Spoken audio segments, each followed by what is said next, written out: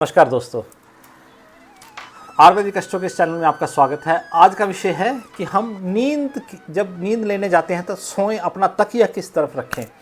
सर्वप्रथम ये बहुत इंपॉर्टेंट बात है कि हमारे सोने का सिरहाना किस तरफ होना चाहिए और पाँव किस तरफ होना चाहिए। अगर हमारा सोने का सिरहाना अच्छे साइड होगा, जो मैं आपको बताने जा रहा हूँ, और पाँव ठीक जगह स्थान पे होंगे, तो आपके शरीर में बीमारियाँ जो हैं वो आएंगी तो ज़रूर, पर किंतु कम आएंगी। ये नहीं कि बीमारियां नहीं आएंगी परंतु कम आएंगी। सबसे पहले बीमारी हमारी सोच में आती है, तो जब हमारी रात को सोच अच्छी होगी तो हमारी बीमारी कम आएगी। मेन लॉजिक इस चीज़ का ये है।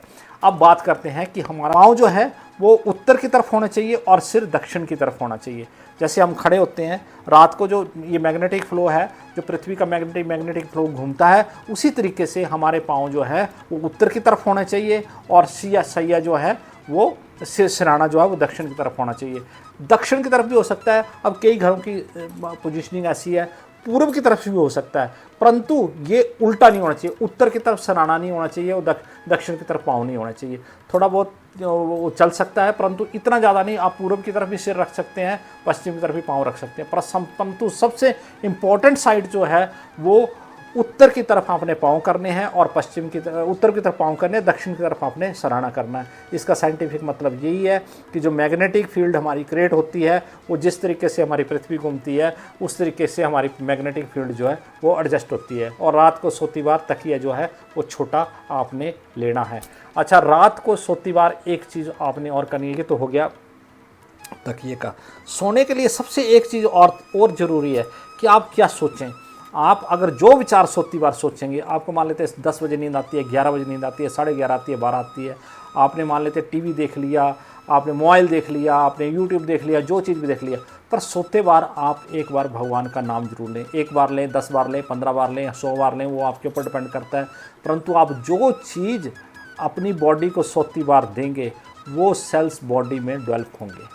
आप करके देख लेना। अगर आप 10 बार राम राम बोल के सोएंगे तो आपके बॉडी में वही सेल्स डेवलप होंगे। इससे बड़ी इंपॉर्टेंट चीज़ ये है कि रात भर आपके, अगर आप नींद में भी चले गए तो आपका जो आंतरिक मन है जो वही राम राम आपकी बॉडी में चलता रहेगा और वो आपका ध्यान काउंट होगा।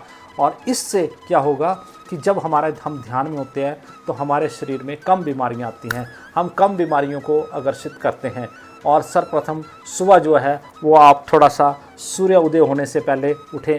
मतलब हम ये तो आपको कह सकते हैं, अगर कर सकते हैं, पर आपके ऊपर डिपेंड करता है। हो सकता है कोई रात को सो रहा, उसकी अपनी मजबूरी हो, लेट सो रहा, उसकी अपनी मजबूरी हो, परंतु सूर्य उदय से पहले अगर आप उठ जाएं और रात को आपने ये सिस्टम फॉलो किया होगा तो आपका शरीर जो है वो कम बीमारियों से ग्रस्त होगा और आपको पूर्ण रूप से नींद आएगी। जब इंसान को पूर्ण रूप से नींद आती है तो उसका दिन बहुत अच्छा जाता है। अभी कभी आपने कभी नोट किया, आप डॉक्टर के पास जाते हैं तो आपको पूछते हैं, डॉक्टर साहब क्या भाई साहब आपको नींद पूर्ण आती है या नहीं आती है। सबसे इम्पॉर्टेंट चीज़ है स्लीप, मतलब बेस्ट स्लीप, साउंडलेस स्लीप जो अगर आपको आएगी तो आपका हृदय भी अच्छा रहेगा, मन भी अच्छा रहेगा, मस्तिष्क भी अच्छा रहेगा।